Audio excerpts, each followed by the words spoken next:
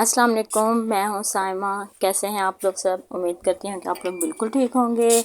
जी, पता तो चल गया होगा कि आज हम क्या बनाने जा रहे हैं। मोस्ट फेवरेट आपका, हमारा, हम सब का दलीम। आज हम बनाएंगे दलीम, जो कि दालों से बनाया है और ये है बीफ का। और यकीन करें ये इतना मज़ेदार, बस आज सबको ही पसंद होगा। और मुहर्रम और हराम में तो ये जो है कि आम डिश है जो सब बनाते ही हैं तकरीबन।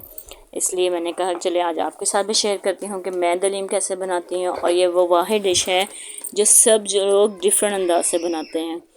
जिसके लिए मैंने लिए हैं ये दालें, और ये मेरे पास जो हैं 5 किस्म की दालें हैं। मूंग की और माश की दाल, चने की दाल, और ये मसूर की दाल भी, और चावल।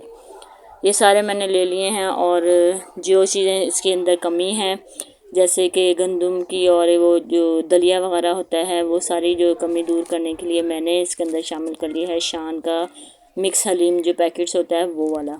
ये दालें मैंने इसके, वैसे जिनकी फैमिली छोटी होती है वो सिर्फ एक पैकेट से भी बना सकते हैं, लेकिन मैंने थोड़ी क्वांटिटी में ज़्यादा बनाना था, इसलिए मैंने इसके अंदर जो है एक एक प्याली, बल्कि हाफ़ प्याली जो है वो दाल भी ऐड की है। और चावल को मैंने अलग से धो लिया था, क्योंकि मेरी चावलों को थोड़ी सी जो सुस्ती लग जाती है ना वो थी, तो मैंने इसको अच्छी तरीके से अलग से, ये धोने से ही निकलती है ना, तो मैंने धो के मैंने इसको जो है बड़े बर्तन में डाल के भिगो दिया। और जो पैकेट था उसको भी मैंने पानी डाल के अलग से पहले धो लिया, ताकि पता चल जाए कि इसके अंदर तो कोई ऐसी चीज़ नहीं है।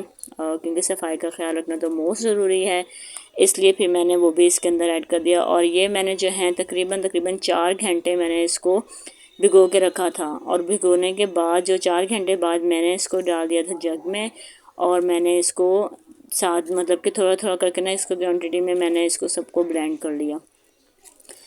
पहले दालों को ब्लेंड करने का फ़ायदा ये होता है कि इनको बहुत ज़्यादा टाइम नहीं लगता गलने में। और जो लोग कम क्वांटिटी में बनाते हैं वो तो प्रेशर कुकर में भी इजीली बना सकते हैं, लेकिन प्रेशर कुकर में जब ज़्यादा चीज़ बनानी हो तो बहुत मुश्किल होती है। ये देखिए मैंने ये सारे ब्लेंड कर लिए हैं, और इसके अंदर मैंने इजाफी पानी डाल के, नीम गर्म पानी डाल के मैंने इनको पकने के लिए रख दिया। साथ ही मैंने कुकर में रख दिया है जी बीफ मेरे पास था तकरीबन 2 kg होगा, और इसको गलने के लिए। और साथ मैंने काफ़ी जल्दी, जब तक हमारा गोश्त गलेगा उस वक्त तक मैं प्याज़ों को ज़रा फ्राई कर लूँ, क्योंकि ये फ्राई प्याज के बगैर तो मुझे तो दलीम बिल्कुल भी मज़ेदार नहीं लगता, और ये तो अधूरापन लगता है। इसलिए मैंने प्याज़ों को फ्राई करने का सबसे बेहतरीन तरीका है इसको कटर के साथ कर लें, तो ये बहुत बारीक बारीक होते हैं, जल्दी हो जाते हैं। और इसको कटिंग करने के बाद धोए नहीं।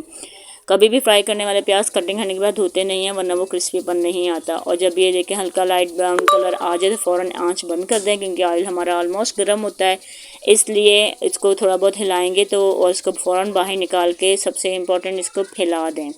आप इसको प्लेट में या ट्रे में या अखबार बिछा के किसी चीज़ में भी इसको अच्छी तरह से फैला देंगे ना, तो ये बहुत अच्छे क्रिस्पी बन जाएंगे। इनको कभी भी एक जगह जोड़ के मतलब के निकाल के नहीं रखना है, इनको जैसे फैलाएंगे ये फ़ौरन क्रिस्पी हो जाएंगे। और मुझे तो दलीम में सबसे बेहतरीन ना चीज़ यही लगती है, प्याज जो ब्राउन किए होते हैं मुझे बहुत पसंद है। जी, मेरा गोश्त जो था वो बिल्कुल कुक हो गया था, उसके अंदर थोड़ी सी यखनी थी, तो मैंने कहा इसके अंदर से निकाल कर मैंने ऑयल डाल के तो मैंने इसको भुनाई कर लेती हूँ। गोश्त के अंदर ही मैंने जो था कुकर को बंद करने से पहले मैंने प्याज, लहसुन, अदरक वगैरह हर चीज़ मैंने उसके अंदर ही ऐड कर दी थी। और इसको अब हम अच्छी तरीके से भून लेंगे। और साथ ही मैंने गोश्त के अंदर डाले थे 2 चम्मच मैंने इसके अंदर डाला था नमक, और ये नमक जो है ये बाद में हम चेक करके मज़ीद इजाफ़ा कर सकते हैं। और 3 चम्मच तकरीबन मैंने इसके अंदर लाल मिर्च के डाले थे, क्योंकि हमारी क्वांटिटी ज़्यादा थी। आप हस्ब ज़ायक़ा इस्तेमाल कर सकती हैं। और साथ ही मैंने 1.5 चम्मच जो है वो हल्दी का इस्तेमाल किया, क्योंकि हल्दी से हमें कलर भी लेकर आना है, और बीफ का तो मोस्टली कलर अच्छा आता है ना। और मैंने इसको अच्छे तरीके से भून लिया, और मेरा गोश्त इतना अच्छा गला हुआ था ना, ये देखें मैंने भूनते हुए ही वो इसके रेशे इतने अच्छे बन गए थे ना। 3 पीस इसके ना थोड़े बड़े बड़े साइज़ के थे, तो फिर मैंने उसको जो है ना अपने वो कुंडी के अंदर ना डाल के अलग से इसमें से निकाल के मसाला मैंने उसको अच्छी तरह से ना कर लिया, तो वो बहुत अच्छे रेशे बन गए थे। और अगर चमचा ऐसा ना नकीला, तो फिर तो आपको कुछ भी करने की ज़रूरत नहीं पड़ेगी। इस तरीके से हम कट्स करेंगे तो ये बहुत अच्छी तरह रेशे इसके खुद ही बन जाएंगे ना। और ये अलग रेशे जो होते हैं ना ये ज़्यादा अच्छे लगते हैं मुझे दलीम में ना। फिर मैंने जो है जब तक ये भुनाई हो गई थी ना, तो मैंने आँच जो थी बिल्कुल स्लो करके ना, मैंने अपने वो जो चट्टू वगैरह का जो डंडा होता है ना उसके साथ मैंने उसके अंदर ही इसके रेशे बना दिए ना। अच्छी तरीके से मैंने उसको मैश कर दिया, और हमारा जो था वो बहुत अच्छी तरह मैश हो गया था। ये देखिए हमारी दालें भी बिल्कुल गल चुकी हैं। इसको मैंने हल्की आंच पर ढक्कन दे के मैंने इसको रख दिया, ताकि दलिया भी जो है वो सब कुछ अच्छे तरीके से पक जाए ना। फिर इसके अंदर मैंने जो है मसाला ऐड कर दिया जो हमने बनाया था कौरमा, और इसको फिर मैं अच्छी तरह से हिलाऊंगी। अगर आपके पास लकड़ी का जो वो होते हैं ना मदना मदना, हम लोग तो उसको पंजाबी में मदना कहते हैं, अब आई डोंट नो आप लोग क्या कहते हैं। तो फिर वो हो तो बहुत ही ज़बरदस्त है। मेरे पास भी था लेकिन मुझे मिला ही नहीं, पता नहीं मैं ढूंढ ढूंढ के थक गई थी। मैंने इसी चमचे का इस्तेमाल किया, इसको मैंने मुसलसल चलाया और ये देखें इससे कितना अच्छा कलर भी आ गया और इसके रेशे भी बहुत अच्छे बन गए ना। और फिर मैंने इसके अंदर डाला जी 2 चम्मच भर के मैंने इसके अंदर चाट मसाला का ऐड किया, ये भी ज़रूर ऐड किया करें, इससे टेस्ट बहुत अच्छा हो जाता है। फिर मैंने इसके अंदर 3 लेमन जो थे वो मैंने इसके अंदर निचोड़ दिए। इसके अलावा भी मैंने इसके अंदर लेमन जो है वो कटिंग करके भी रखे थे। और ये देखिए सर्विंग ट्रे जो होती है ना दलीम की, वो तो ज़रूर बनानी चाहिए ना, इसके बगैर तो मज़ा ही नहीं है। जिसमें लीमू है, हरा धनिया, पुदीना, बारीक कटे हुए अदरक। और ये देखें जी हमारा दलीम तैयार है। ये जब ठंडा हो जाएगा ना ये थोड़ा और ज़्यादा थिक हो जाएगा और ज़्यादा मज़ेदार लगेगा। और यकीन करें बड़ा इंजॉय किया हम लोगों ने आज।